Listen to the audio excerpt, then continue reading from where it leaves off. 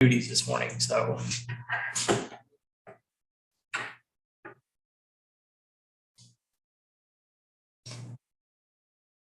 I think we're good. Good morning. Right. Good morning. Thank you, Cody. Welcome to the technology meeting for September 18th, 2023. Do we have Teresa not here to do a roll call, or do we do a? She's actually out today, so. Okay. Yeah, we can do a quick roll call. Michael Lazio. Here. Lori Lemunion. Here. Joycelyn Burgo, are you online? Not yet. We need it. We can't do any voting items. Yeah, well, We just have to vote on the minutes. technically we can because 2 out of 3 are here. The Oh, yeah. president is technically ex officio, so he only votes if we don't need a quorum. Okay. So we have 2, maybe 3, so we are fine. Okay, thanks, Susan. Please let us know when Joycelyn gets back on, would you please, Cody? Can do that. Thank you very much. All right, we will call the meeting to order then. Approval of the agenda. Oh, yes. We need, Yeah. sorry. So we need approval of the agenda.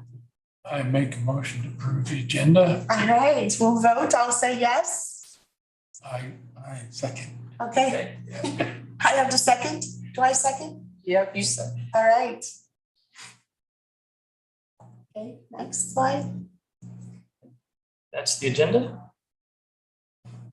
And then we need to approve last time's meeting minutes. All right, and so do I have a motion to approve the minutes from June the 9th, 19th? Make that motion to approve meeting minutes of June 19th. All right, and I will second that. And so they're approved. All right. Minutes. We were going to do a quick review this time of kind of where we landed the 22-23 fiscal year.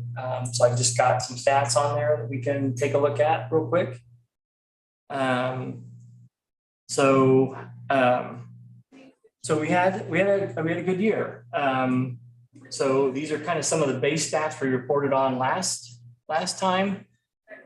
So at the top, we have learning and training. So this consists of all of our programming that we do with our public, and then all of our kind of in-house staff training. One thing to note is we had a few less virtual customer programming and a little bit more in-person programming because we're kind of shifting back to in-person programs. We did 48 in-person programs in 21-22, and this year we did 154 in-person programs. So quite a big jump in that. The staff-led training. I did have a comment that we got from a customer that I'd like to read real quick. So I thought it was really good, and it was for one of our programs called Internet Safety Basics. And it said, I was stunned by what safety measures are available. It is risky not to be exposed to this info and be using devices unaware. I am a senior and need to be safe. I would rate this program as mandatory. So I really like that. I thought that was really nice. We have a lot of people show up to those types of programs. It's amazing how many people still need to know these things. Just the basics, how to use the smartphone or how to secure their device. So I really like that comment a lot. We had a lot of instructor-led training. We kind of straddle the fence with our learning management system. We have a lot of in-person staff training around new hires. And then we also have a whole system for people to come in and watch videos and do quick training if they need to. So there's a lot of those. And the e-learning courses were up quite a bit this year because we piled in. So the 154 in-person programs, that's like sessions, that's not how many people attend. That's not how many people attend. Okay. That's how many we offered this year. All right, and the same thing with the the e-learning staff course completion? That's correct. Okay. Yeah. Those were up nicely this year. We did have a lot of new staff in the last year, coming off of COVID and getting our branches back open. We had a lot of new staff. So we really had to kind of crank that up a little bit. We did have a lot of great staff feedback around those, generally around just how thorough we are at getting our new hires trained and getting them ready to work in a branch. So that was really great to have all of that feedback about our learning and training here that we do. And I have a whole department that does just that. So could I ask the request before the meeting tomorrow? Yeah. You mentioned some of the numbers. I'm wondering if you could have like a 20, so the 2022, 2023, but then the 2021 to 2022 for the year before, just to have the comparison so we can see, hey, this dropped off or this went higher. Because I think your numbers, I mean, you mentioned it, but I think just having a visual is nice just to add to that slide to show us kind of the differences and I would appreciate that. Thank you. Okay, I can do that. So going on down to the website, I'll get the 21, 22 numbers. Yeah, sure. For all of this. So for the website, the research is pretty much the same as last year. Those numbers were very solid. It's up a few thousand, but not like a huge percentage or anything. And it tends to be very solid. If you look at a graph of that, it's pretty status quo every year from year to year. When we talk about website sessions, those were up. I don't have the percentage. I don't have that in my notes. It was up, it is up about 10%, I think, from last year. And the online catalog sessions are up about 10% also. And remember that sessions are not the same as like a door count. These are anytime somebody comes and uses the website. So like if I come in and I hit the main page and then I go to research and learning, those two things count for a session. So it's equivalent of somebody walking into one of our branches and attending a program and using an internet session or checking out a book. They're doing multiple things when they come in. So that's a session. So it's not quite the equivalent, but it's a number that we use to kind of judge how the website is doing and how people are using it. And that way we can look at usage over time. Last month in June, remember, we looked at a lot of analytics from our company called Interpersonal Frequency about customer feedback and how people are using the site. And so we have all of that stuff. We'll be doing that again here in October. We'll be looking at another half a year of that stuff in October, I think. So pretty solid year on the website and the catalog. We have a ton of people. Obviously, the catalog is almost as important as our website. People use it a lot to find books. So that's where we are kind of in the virtual space. On down to internet access. These are all of our physical internet that people come in and use us for or check out. So public computer sessions, we're up about 20% over last year. And remember, we still had North Oak closed. We had some branches closed. They would add probably 10 or 12,000 more sessions to that if they were open. So we had a pretty good year. The public computer sessions are coming back slowly, but they're coming back. The guest Wi-Fi sessions, this is just the open Wi-Fi that we provide in branch for people to come in and use their devices. That was up about 11% over last year. We had a really good year with the Wi-Fi. And then we also check out Chromebooks for people to use. This was our first full year of Chromebook checkouts. So we had about 1,100 checkouts for those. And we have of like how many we thought we would have. How many Chromebooks did we have available? We had 200. Okay. Yeah. And they're unfortunately some of them haven't been brought back. So we're working on that.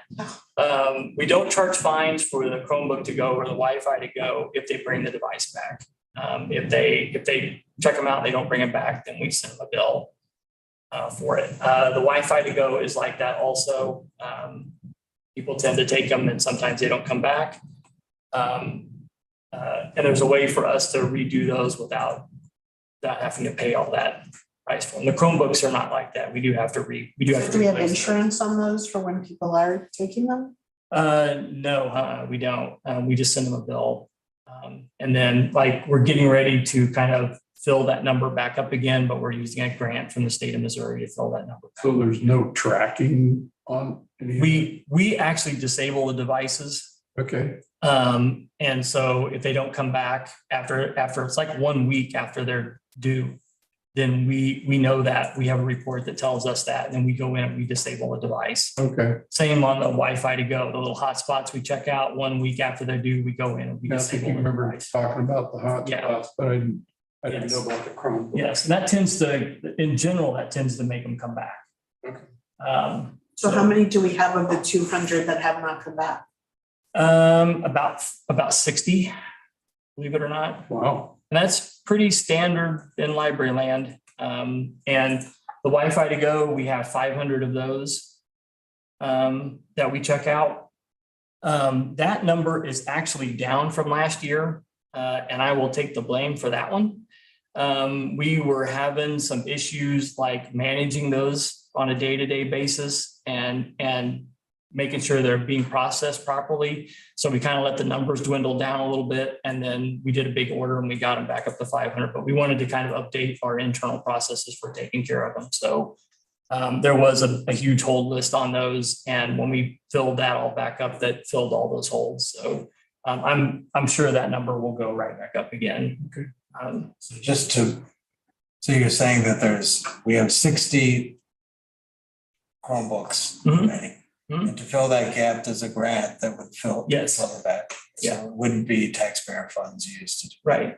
Yeah, we're using it's called a Tech Ladder grant from the state of Missouri the state library that we're using to fill those back up again. So, yeah. So I have a question that goes Yeah. with the computer, the public computer sessions. Yeah. So I know like one of the main uses that people will say over and over and over to me is, oh, I'm so grateful for the library because I can go and print something. Do we keep track of like how many things we're printing, or like, are we using, like maybe we keep track of paper that we're using or whatever? We can't pull the number of prints, I think. We can do that. Yeah, I don't think people do the printing quite as much as they used to. In the early days, when we first started putting this out, printing was a huge but I don't think it gets used quite as much as it used to. But that's something I can find out. So it's something we don't look at on a day-to-day basis, how much we print. I'm just curious because I know so many people are like such a lifesaver because nobody has printers in their home anymore and everybody uses their phone. So when they have to print something that requires a wet signature, they're like, Yeah, where do I go? To the library? yeah. We still have all of that available, and people do use it. We'll find out. Okay, thank you. Yeah, absolutely. And then the last thing that I always report on, because it's underneath my umbrella, is the Excel Adult High School. And we actually had 24 graduates from that program this year. We had 23 last year, and we had the same 13 that claim Mid-Continent as their home library system. So we had 13 last year as well. So a great year on that. I think it was back in June. Aaron, didn't you and I go to a graduation down at Literacy that Literacy KC hosted for that? Great fun. If you ever have a chance to go to one of those, we'll let you know. So do we partner with all of the high schools? Like, do all of the high schools know about that program? And We don't actually. It's actually for everyone 18. It's over 18. And it's because we don't want to compete with our local schools because they're trying to get the kids back into school. right, but I'm talking about like after, like if they didn't successfully graduate, like if we're, if those programs are steering them to us, because I mean, while 24 is a great number and I'm glad 24 people graduated, I know there's a lot more kids that are falling through the cracks that are 18, 19, 20 who never finished school that I'd love to see be in this program. Okay. Yeah. We tell them about the program and let them know that it's available. And so. How many seats do we have available each year? Is it 100 or is it? No, we typically buy about 40 every year. Okay. Is about what we buy. There's about 120 people in the program right now, and we partner with Kansas City Public and Literacy KC is who we partner with that. So they're paying 1/3 of that scholarship cost. So when you're saying we're buying 40, what do you mean? We're buying 40 scholarships for people to be able to be enrolled in the program is what we're doing. So of the 24 grads, there, you said there's 120 that are in the program. So it takes them how long to complete it? Normally about 18 months to complete, a year to 18 months to complete.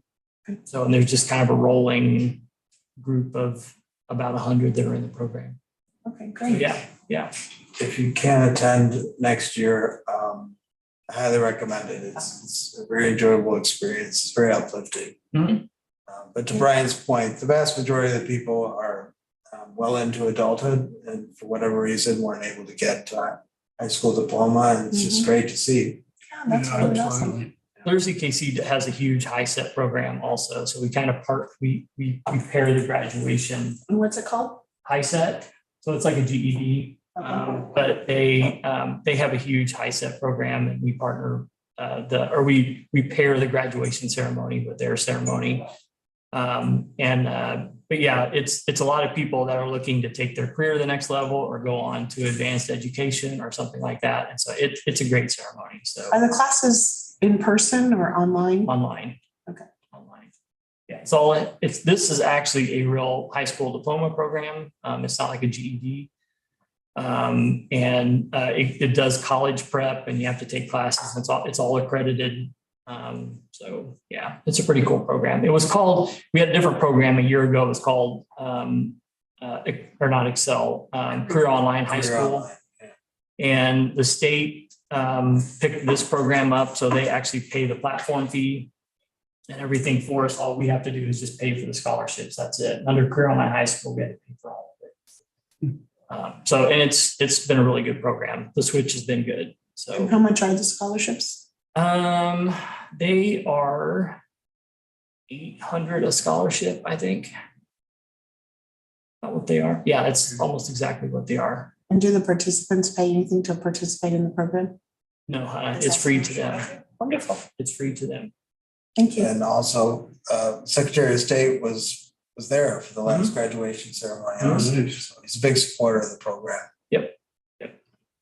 So yeah, so it's a great program. We're glad that we have it. And so yeah, we've been doing that for about 10 years, I think.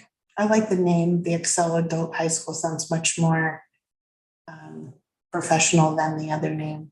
Career Online. Yeah. Yeah, the They're- other one didn't sound, it didn't sound like what you're saying this program is doing.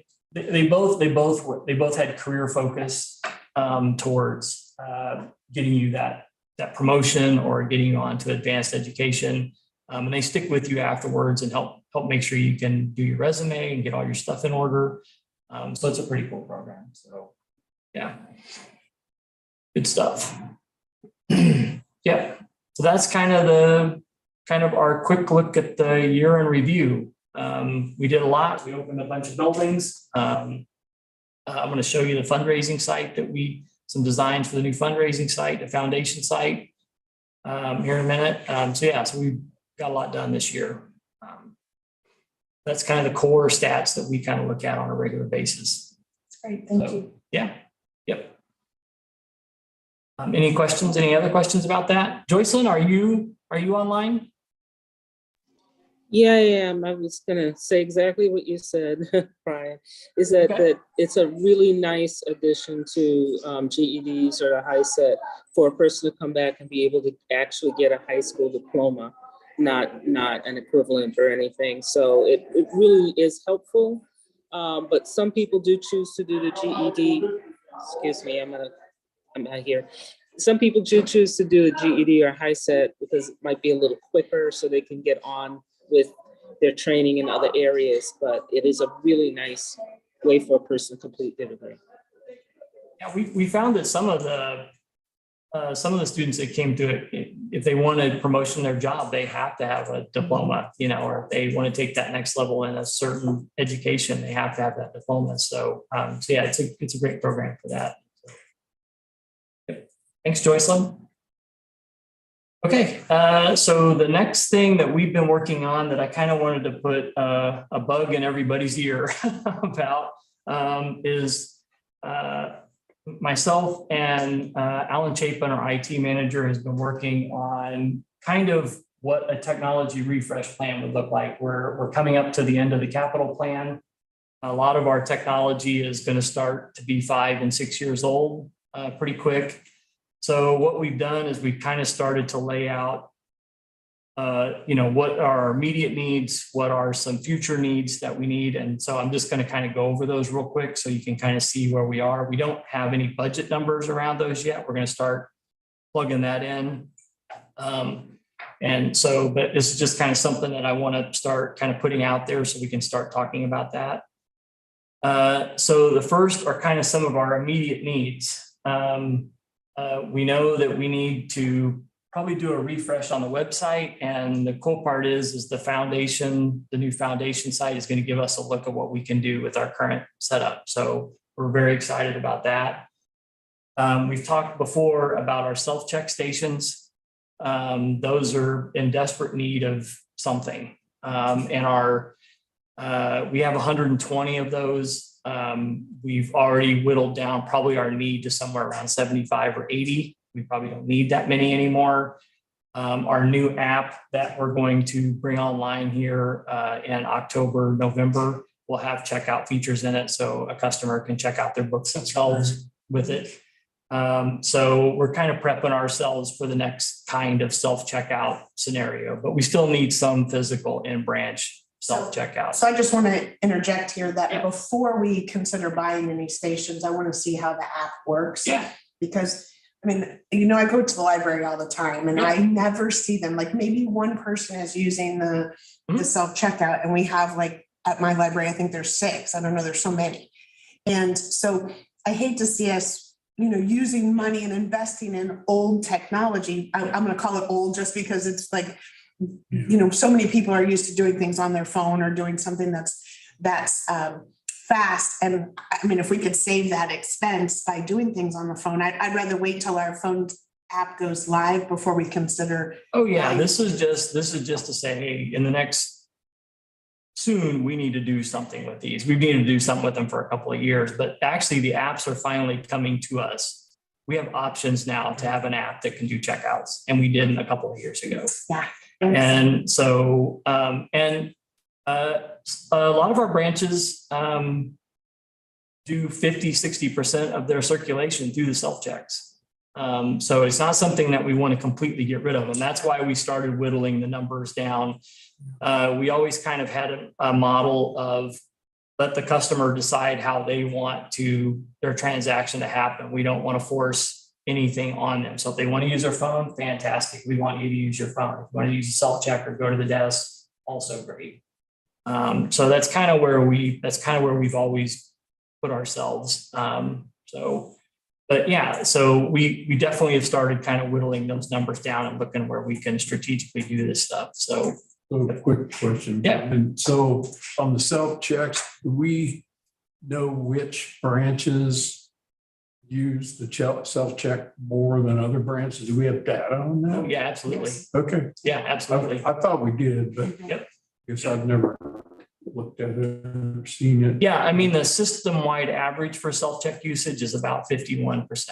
And we have some that get up in the mid 60s, upper 60%. What would you say the highest branch is as far as the self-check goes? Just curious. I was looking at that the other day. North Independence does quite a bit. Okay.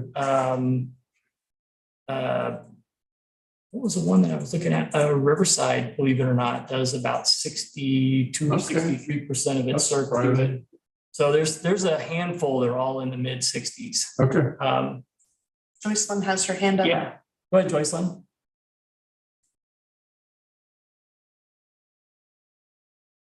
Can you hear us, Joycelyn? Maybe not. Yes, I can hear you. Sorry. I was going to say, you're going to get greater use of self-check machines where people don't have smartphones. Believe it or not, there's still a great portion of the population that does not have smartphones. So for them to have the option of being able to check out a stack of books without a smartphone is still quite a need, and especially in some of the branches where people may not have their own, or their phone may be dead and they don't have a charger. So I don't like being totally dependent upon the technology of our customer, because again, that puts certain services out of their reach. That's all. I would agree with that. My parents have smartphones and they like them, but they're not going to use them to do self-check. So, and they use the library a ton. So it's going to be kind of a mix and match is what we're going to do. We're not just going to go back with 120 self-checks like we have now. That's just not going to happen. So we're going to think about this in new and improved way of doing it. So yeah, and we did put out an RFQ for pricing. So just so we kind of knew what they would cost. And we got 4 responses back, and we can talk about When's that. the next, like the library convention where we would be able to see some of the other technologies? Because, you know, we have we have RFID scanners. I mean, we should be able, and they beep when you go out the door without checking them out. So it almost, I mean, you know, there could be some type of even faster or better checkout than the stations that we have currently that could be more, you know, Much better ones. yeah. And so, Much better. I mean, like if we could buy one that's maybe the same price, but could do so much more. I want to make sure that we're keeping up with the, you know, because technology changes every day. And if they have some of the faster ways to use what we already have or to improve on what we have, I think that's one of the things I love about our library system is we try and remain on the cutting edge.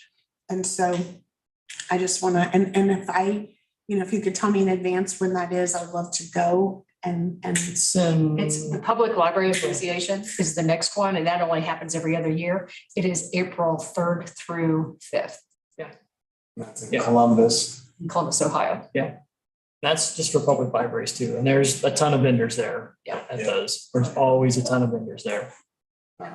Well, I would love to go and and help you look with, you know, what's available. Because I think that's a really cool opportunity that we have in our preface, you know, like, hey, this is where we're going. And with our budget, I think that we need to definitely be scouting for what is the best thing that's coming. If you let Teresa know that you want to attend PLA, she will make sure that you're registered and you have your hotel and all of that. Yeah. Registration's not open yet, but when it opens, she can handle that for you. So we've got a couple more things that are kind of related. Staff and public use printers and copiers. Our copiers are getting pretty dated, and we think there's a way that we could combine those all into one and not have so many of these things sitting around. In line with that is public PC time and print management. I'll explain that one a little bit. This is software that controls people logging into our public PCs and all the printing that they do. That's actually really good software, but they're just not doing any updates to it anymore. It actually works really reliably. It's from a company called Envisionware, but they're not doing a lot of updates for it. So things like Chromebooks won't work with it. People that bring their devices in and want to print like from their phone or their tablet doesn't work so good with that anymore. So as things progress, that software just isn't keeping up. So it's something that we probably need to look at doing something with. I don't know where I got center at on storage system, but that should be central storage system switches. So we have 2 big switches that control our storage system that need to be updated. They still work fine, but they're just getting really dated. Can you explain what a switch is? So it's the storage system has network connections in it, and they plug into that, and all the servers plug into those switches, and that's how the servers talk to the storage. They're just kind of the middleman for processing all the data between the devices, but it allows us to have a very open system. It's kind of like a router, is that what you're saying? Yep, exactly. The other thing that's also very, very old is our Woodneath book return sorter. When you go into the main entrance, it's down about as much as it's working. And there are replacements for that now, and they don't cost as much as what we spent for that one that we put in. So just because that's my main library and I can't get inside when you return your books, wondering if we could just put like a drop-off box where you can stick them in, Yeah, since it's yeah. not working so much. So Like if we that could one- put that outside like we have at the other libraries, if we could somehow put a book return. I thought we had a book return outside. No, we Okay, do No. not. okay, okay. Probably should put a box. I would greatly appreciate it because I mean, I tend to return books, because I work such Yeah. weird hours. And that sorter is down so much. I would really just, if we had an outside return, it would be so nice. Yeah, it'd be good to have. Because I don't know how long before we replaced it, but it is definitely an issue that I would love to have something that I could drop my books into. So, We'll look into that. Thank you. so we also have our fire control system for the main computer room is getting very old, something we need to do something with.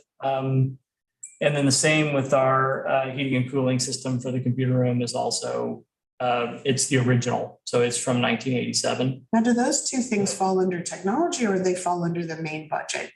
I don't know. It's a good question. We'll have to cross that bridge when we get to it. I can tell you for the HVAC system, the shell is the original piece. It's been gutted several times over when I was in there and when the other managers have been in there. So the insides have been replaced a couple of times in that amount of time. So is the outside unit.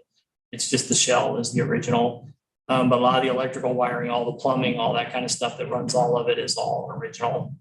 So it still works, but it's just getting a lot of age on it. The whole thing just gets some age on it. We're planning a tour of headquarters for the trustees, so you'll be able to see some of these things that are being referenced here. Historic. Yeah, but, Historic part of the building. But seeing the HVAC system for his area is important. So it really puts things into context, so you understand Yeah, I look what forward to we're that. working with. Yeah. Yeah. So, so that's kind of some of the immediate needs we're looking at. Are we still hosting some of our own things in the data center? Because I thought we had most things in the cloud. We still host a lot of just local stuff. So like the time and the PC time and print management, there's various servers for that that we host that just is not a cloud option for. If we change software, yeah, there's cloud options, but for this, there isn't. And then there's just some local file storage and things like that we do for archiving. So yeah, there is some storage here, but most of our primary apps we use, like all of our Microsoft stuff, is all out in the cloud. We don't host any of that here.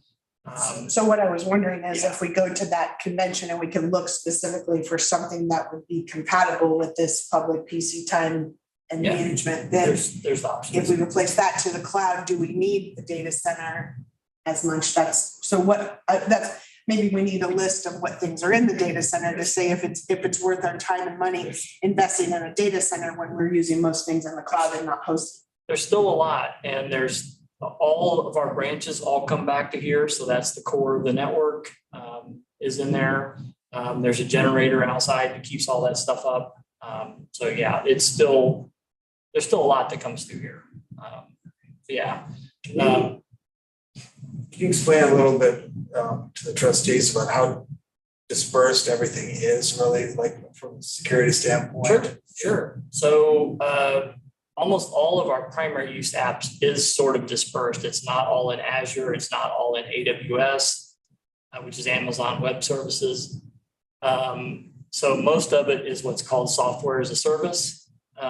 So like our catalog, our online catalog, that's hosted by a company called BiblioCommons. And they don't even give you the option of hosting it locally. It's all in the cloud. CRC, the software that manages all of our patron interactions and patron data, is hosted. Microsoft obviously is all hosted. Our employee time management system and payroll system is all hosted out in the cloud. So, but it's all hosted by the people who provide the service. Our website is out hosted by somebody that manages our website. So all that stuff is sort of dispersed, which is really great because if any one of those were to get attacked, it wouldn't bring our whole network down. So what we host in here is just a lot of things that are just day-to-day things that we actually have to just kind of host like file service. I mean, we do have some bulk file storage that we have in here, but we're slowly moving that out into the cloud also. So we don't have all that here. But all of our primary applications are all hosted by whoever provides the service. It's very distributed. Like I said, it's not all in Amazon. It's not all in Microsoft. It's, And that's the advantage. That's definitely the way of our future, which is why I was saying, if we're investing in a data center here, do we need it to be as big? Do we need it to be smaller because we're only hosting maybe 1 or 2 servers in here? Yeah. And we could use that space for something else, and then we don't need as big of a cooler. We don't need as big of. it's used as much for storage as it is for servers. But yeah, we obviously would not need as big an air conditioner. We're putting in a new UPS this year for the room. And this is the. Yes. It's It's a backup power source. uninterruptible power supply, but it's like the size of a closet. But this is the first time ever that we haven't gone to a bigger size because we don't need to go to a bigger size. We're just, the one that we have is not going to be under support anymore. And so we just need to replace it. So we're right sizing everything that we do new in that room. We're not just going out and replacing, a giant unit if we don't need to replace it. So we don't have nearly as many servers in there anymore, but the servers are way more powerful. You can condense everything down a lot. You don't need as much. So, yeah. That's the reason I asked for the definition of the acronym is when I first started attending construction meetings, it was all acronyms and I had no idea what anyone was I talking try about. not to use those. I try not to. An uninterruptible power supply is if the power goes off, your computer still stays active. Yes. It's a battery. Aware. It's a big battery. That's what you can think of it. It's a big battery for the computer room. I'm still trying to figure some of those out. It's like, what? That's fun. We've had one forever and we've always had a generator out back and we have a pretty new generator, so it's fine. And our VR site has a generator, and all that kind of stuff. So it's much smaller. So yeah. So then we have kind of some 1 to 3 year needs. I'll just go over these briefly. We do have some core firewalls in here that all of our traffic routes through. That's kind of that is the cornerstone of our network is our firewalls. And that protects us and keeps us safe from the internet. We're going to need to replace those probably in a couple of years. All of our core switches in this building are probably going to need to be replaced. I think Aaron got a firsthand look at one of our closets that needs some work.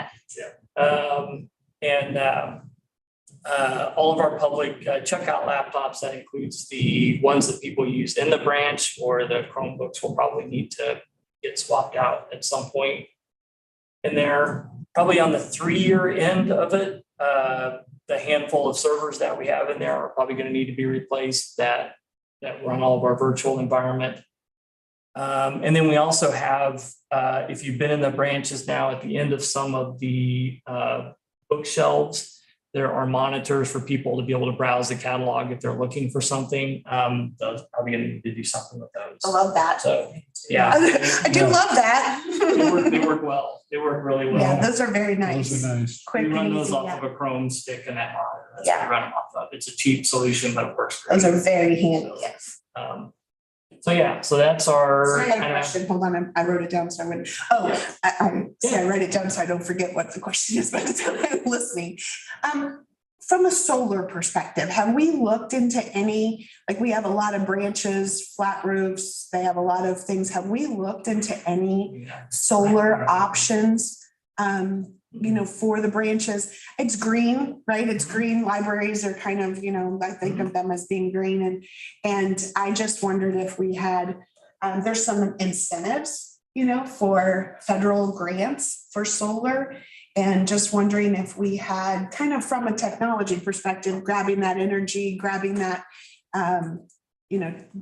basically generations, if our generator failed, if we had to back up solar, if the electricity went out when we had solar, it would be renewing that generator. So I just wondered, because I know there's quite a few grants that are out there and it might be something that would go hand in hand with technology.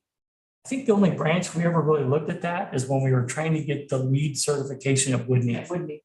Yeah, when we were trying to do the lead certification there, because I think it's silver certified, Yeah. isn't it? I believe it is. Yeah, yeah. And I know, I mean, you know, the technology, just like any other thing, solar's kind of come down. They've got, Yeah, now it's got, been a lot. they've got roofing material, they've got, you know, we've got a lot of walkways that could be used. And so with the, especially at Woodneath, because there's so much open space, I mean, we could put a little solar farm out there pretty easily, but I think we might just look into it to see what the benefits are, because if we're saving money, if it would save us, like I have a friend who runs a business and they were like, well, let's look into it. And it saved them like, I want to say $12,000 in their electric the first year. And they were like, it was worth every penny. And it's like a 10-year, you know, over thing. And then they got all these benefits back from grant money. So. Yeah. Just We've actually conducted an energy audit. I mean, it's not complete yet. So we know what it takes to power a handful of branches right now. So we're in a good position to see whether or not there's savings, which I would imagine there would. And it's advancing so fast that it's not the old solar panels that are like hard to, they're really It's come a advancing. long ways. Yeah, If Aaron let me plug my car in and charge it for free, I'd be happy. So I'll get right on that if I can do that. So, yeah. well, who knows? We might be able to have our power stations in the parking lot. People can come and plug their cars in. Oh, wow. That'd be great.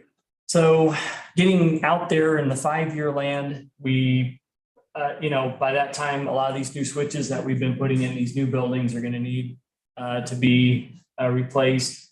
Our staff and public use desktops, these are the physical computers. We did get really good ones when we got these for the new. So they're going to hang on for a while, but we're going to need to do something with those. We've got about 1,000 of those that we're going to need to replace. Our main storage, again, probably going to come up in that 5-year range. But again, we'll figure out what we need. It probably won't be what we need now. So because we're outsourcing a lot of that. And then also just some random stuff, we do have a lot of tablets out there that people use. So those are probably going to be coming up, and the same with our desk phones. We have about 250 desk phones out there because we have a lot of shared phones out there for everybody to use. And those are in Microsoft Teams. And, you know, if there's a big update, then at some point. May I just make a suggestion of something that a lot of companies are doing to save on all of the expenses of staff phones? Is you have Microsoft Teams, a nice headset. You can use your phone for all videos. I don't have a phone in my office. I don't either. Yeah, And so, I mean, use- that's like desk phones are almost 100% because you can do soft phones on your, Yeah. you know, like my team, I have a big team that works, you know, for me, and not one person has a phone. I mean, it's like, you have a phone? You know, so In our branches. using soft phones like from the computers would save so much money as opposed to buying staff phones. In our branches, most people don't have an office. They share the PCs, so they're logging in as a generic login. So a desk phone is still something that they kind of need. But we continually reduce those numbers down every time we replace So them. are they sharing computers then? Yeah. Because if they're sharing computers, whoever's at the computer, like at mine, when we share computers, we would just log in as ourselves. So everybody would have an ACD number to be a soft phone versus having a desk phone. We haven't got there yet, but we're getting close. So Yeah. the branch managers and the assistant managers have their own office in most of the branches, but not all of them. So they use their PCs for that. Because soft phones should cut down that staff use desk phones by 90%. Yeah, we had about 350 phones or so, and we're down to like 250 now, and we just keep whittling that number down at the time. So yeah, but I don't see us need to be replacing them for a while. That's why they're out in the 5-year, and in 3 to 5 years, yeah, I would say we probably aren't going to need very many of those at all. So Yeah. Because I would think the software to use most, depending on which kind of a thing that you're using, but soft phones are a very inexpensive phone system. Yeah. A headset that has noise canceling works sometimes better because you can hear really well and they can hear you really well versus a headset. that's why we Versus like Teams. Yeah. So Yeah, I prefer it. Yeah. I didn't use it much until I got here, and now I never used the desk phone. Yeah, I don't even, I gave And mine that's what I up was a saying long is, time you know, ago. there's really, that's what he was saying about the expense of replacing desk phones. And that's like there's, you know, soft phones, that's what you're using. When you use Teams on your computer with your headset, that's called a soft phone. And they are, they're much cheaper to do. So from a business perspective, you're constantly looking ways to cut expenses. So when you're looking at this list, and I appreciate you coming up with such a thorough list, because it lets us talk through some of the things that, hey, when we go to this convention, do we need to look for you know, do we need to look at some local telephony, there's the word, telephony companies that might offer, you know, okay, what's your soft phone systems? I mean, there's a lot of different companies, but just ways that we can save money that we can use for other things. When we get out to past 5 years, we have all of our access points that run all of our wireless. Those kind of are almost swapped as needed. We tend to take the bigger ones that are getting outdated and moving them to smaller locations and putting newer ones in. They tend to work downhill a little bit, but at some point we're going to need to do kind of a major replacement. Every branch has a security camera server to record all the video out there, and once in a while those have got to get upgraded. Same with security cameras. I don't know, that's probably a thing on Dustin's budget and that kind of stuff, but we'll have to figure that out. And then our generator somewhere out there in the distant land will need something. Speaking of Wi-Fi, Yeah. can you give them an update on Green Valley? With the AT&T and? Yeah, so we're wanting to open Green Valley, but we're working with AT&T to get the primary internet connection there. And it's something I got to follow up with them after this meeting about. But we are putting in, for the temporary, we're putting in 5G modem out there in service so we can get the branch open. And that's through T-Mobile. And it's actually working pretty good. So a question going with that, around the city, I've been noticing a whole bunch of new 5G towers. And when they put those 5G towers on, they actually pay fees to whoever owns those towers. And so I'm wondering could a library be a hosting spot for one of the 5G towers, and then that be making money back for the community to have some type of service that we would offer, or to have that, it's just an option because we have so much properties. we do host a tower in a spot at the Kearney location for a company called Bluebird, and it's for them to project wireless out. Yeah, and project wireless. So we do have a spot there. But I don't think too many other people have approached us about that, but about hosting a tower. We might look into that because that's like I will say residual income, but it's also a benefit because then, our branches have really strong connections. And since people rely on us to use hotspots and different types of things, it's really nice to have a place they could go if they. We're fortunate that the Green Valley location is just in a direct line of sight of a brand new 5G tower. Okay. So that's awesome. why we contacted T-Mobile and they're like, oh yeah, there's a brand new tower right there. And so we put a 5G modem in the branch, and that's how we're going to run the branch to get started while we're waiting on AT&T. So with that, having the 5G modem in the branch, one of the concerns, of course, with technology is the radiation, I guess, is what 5G is doing. I don't know if it's all radiation, but there's a lot of people that are concerned about the side effects of having this radiation basically into a confined environment with whether you're going to have one of those in your home. Yeah. So I don't know if we need to look into the safety, if we need to have some type of what is this putting off? So it's just temporary. Okay. This is just to get the branch open while we wait on AT&T. As soon as we get AT&T fiber line completed, we turn that service off. So hopefully just a couple of weeks, 3 weeks is all it's going to be in there. The other thing is there's a modem. It's in a central closet off the back side of the building. And then the antenna for that is actually up on the roof. to do the cell signal. So it's not actually coming all the way into the building. We get it out there and bring it into the actual modem inside the building. So I would say it's probably pretty safe for all of that. It's not just a thing sitting on somebody's desk. It's actually racked up in a rack in a closet in the new network closet. And then we have a big antenna that's up on the roof of the building that's actually grabbing that 5G signal from T-Mobile. Okay. And bringing it into the building. So, and we do that for other stuff too, like a lot of our fax machine lines, all that kind of stuff we've converted over to cell, but it's all 4G. It's all 4G cellular. Well, with We use the antenna on the roof for that. And sometimes people take the 5G as a backup, like as a safeguard in case the AT&T goes out, that they would have that as a backup wireless. I don't know if that's something. We don't have any of that out there currently. To be honest, we very rarely have an issue with our AT&T connections. It's just few and far between. Where we have it is where every 6 months they're digging up our yard out here and they dig up one of our fiber connections out here.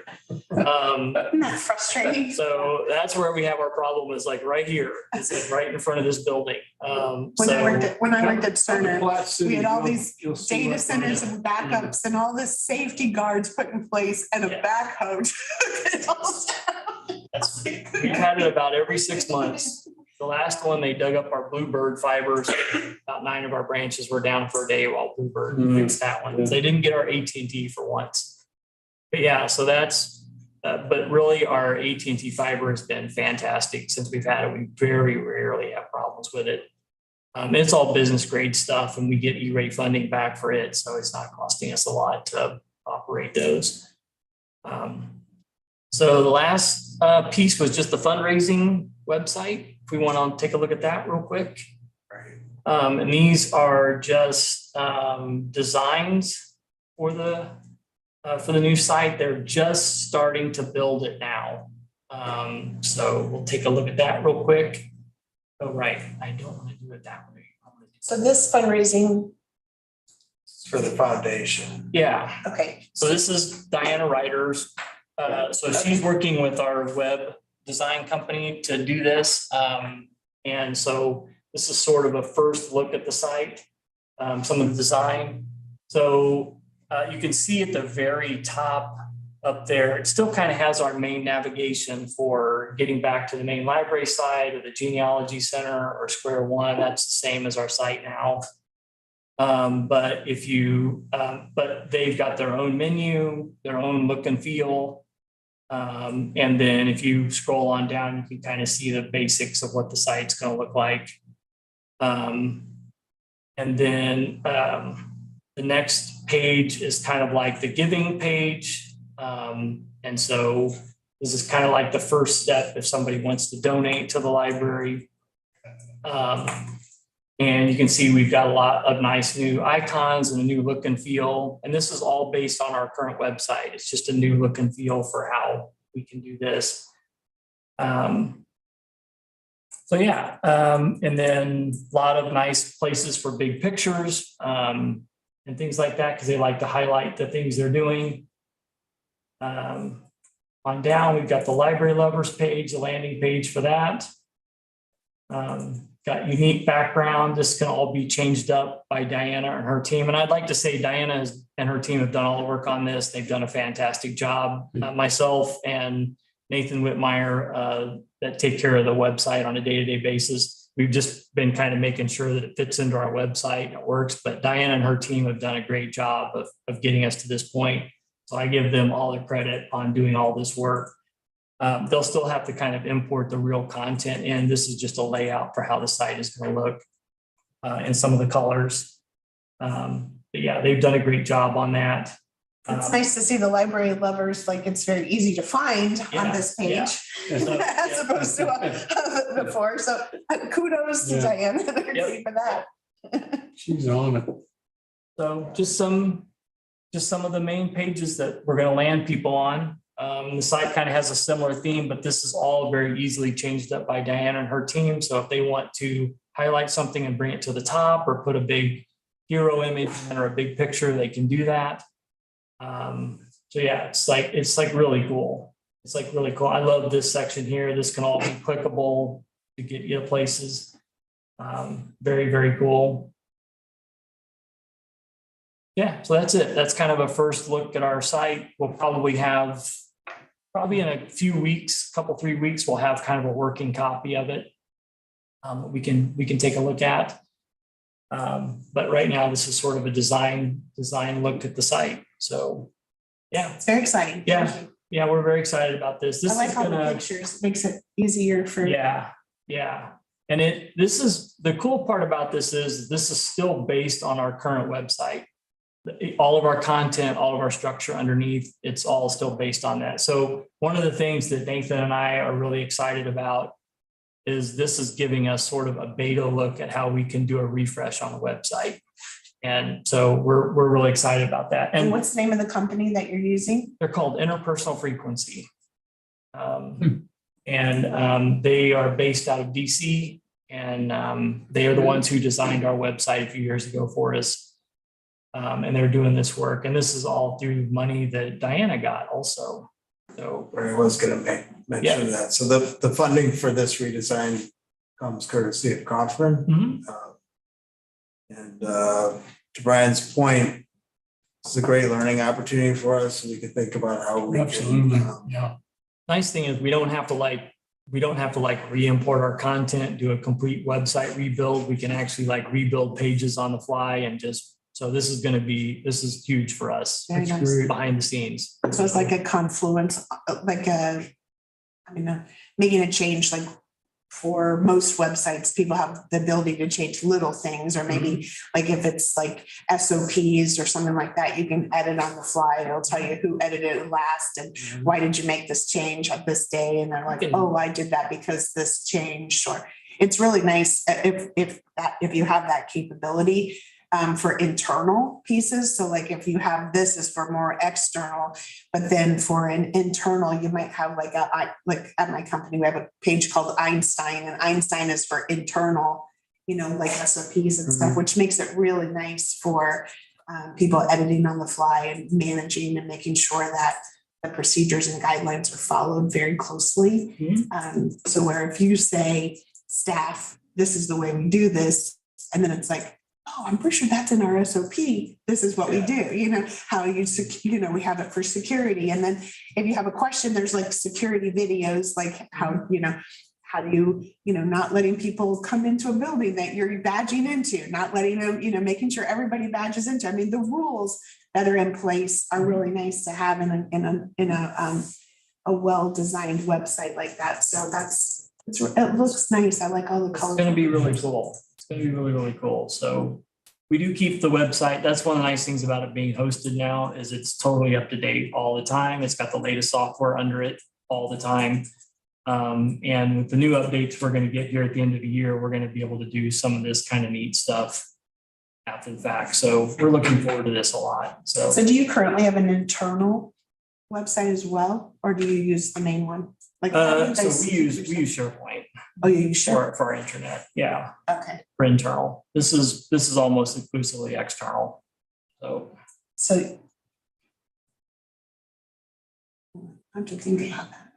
Yeah. So like all of your, for instance, in a SharePoint, you may be an executive and you may have a SharePoint that's more executive, and then you would have more of a SharePoint that would be for public access, right? So for staff. But you don't, Yeah. to find things in a SharePoint is much harder, like sometimes to Well, get we went to SharePoint Online, and we did that a year ago. And now, because there's Teams and there's Teams SharePoint sites, we're redoing a lot of the department and branch sites to be more team oriented. So that way, if a branch wants to organize all of their documents for their team at the branch, they have a team site for that.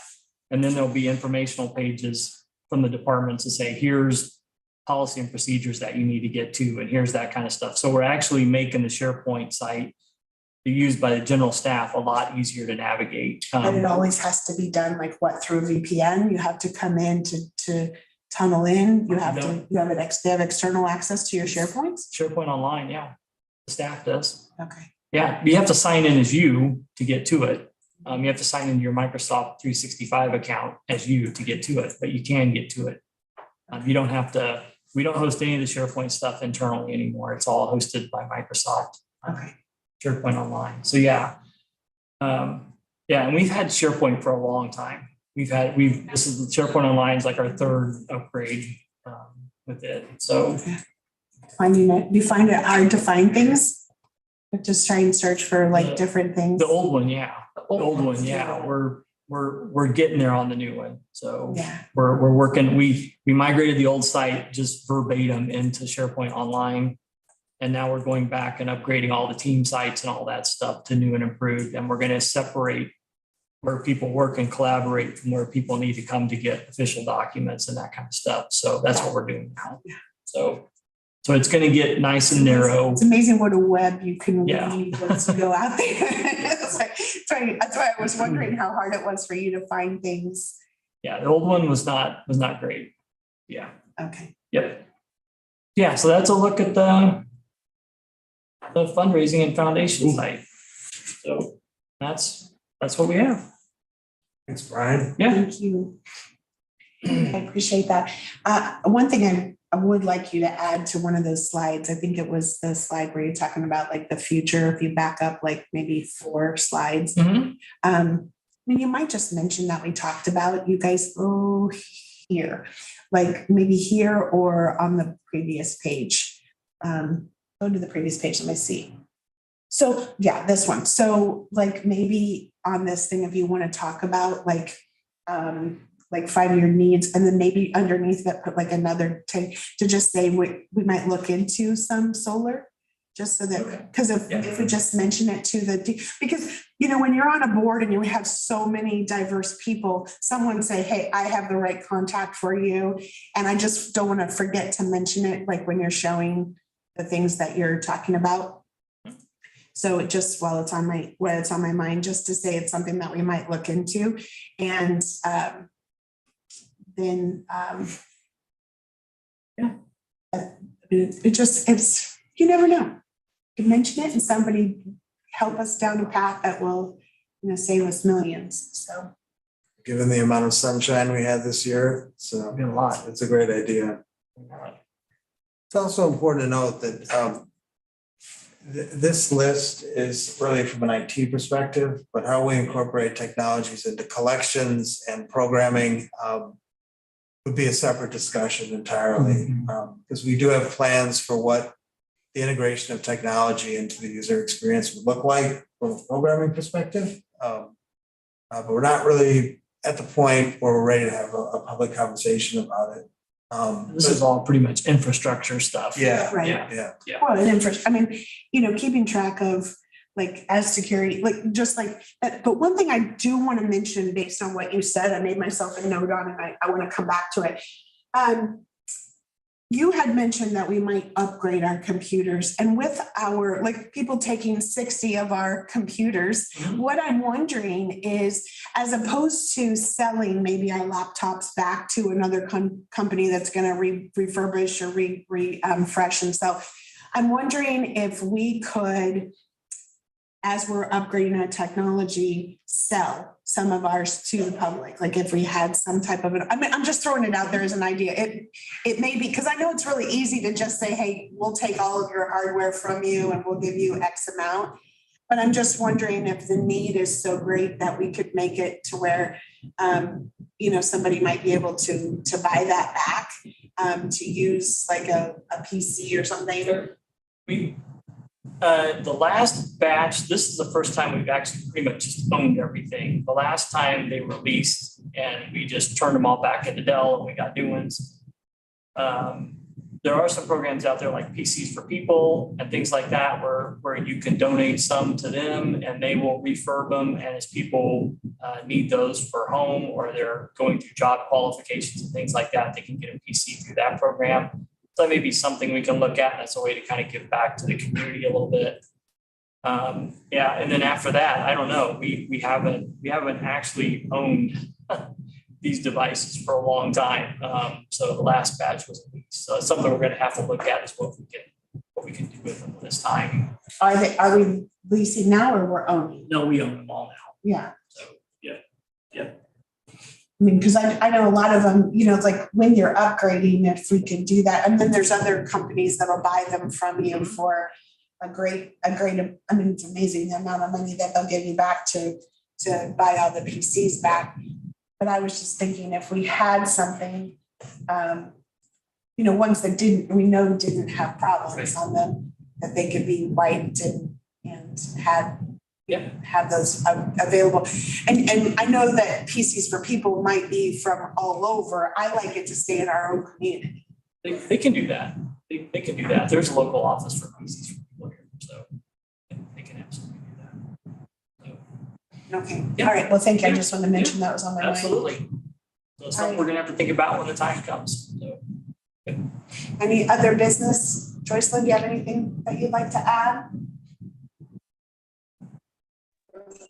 Yeah, I just wanted to say thank you for Brian. This has been a lot of work to put this all together and help us to think forward about our needs. One thing I did want to say is part of what we do in our current job is refurbishing computers. It takes a lot of time, so I would not recommend us doing that in-house. Like Brian said, PCs for People has an organization right here. I work with them through my job, and they do a wonderful job of getting things out. I think it would be good to look to our current partners, but no, I would not recommend doing that in-house. It would take up much more revenue than it would bring in. So that's all I want to say.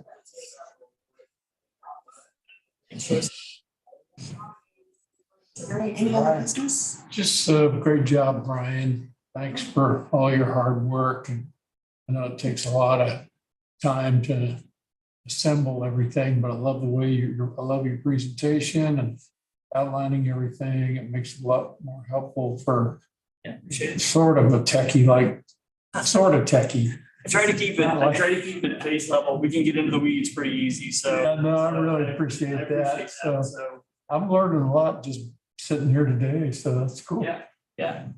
There's a lot to doing all of this. When Oh, you got 35 locations, there's a lot to it. Yeah. Yep. All right, if no other business, what's the next one? Last one, adjournment. That's it. Do I have a motion? I moved to adjourn. I second. Yay, all right, then we are adjourned. All right. Thank you, Cody. See you, Joycelyn.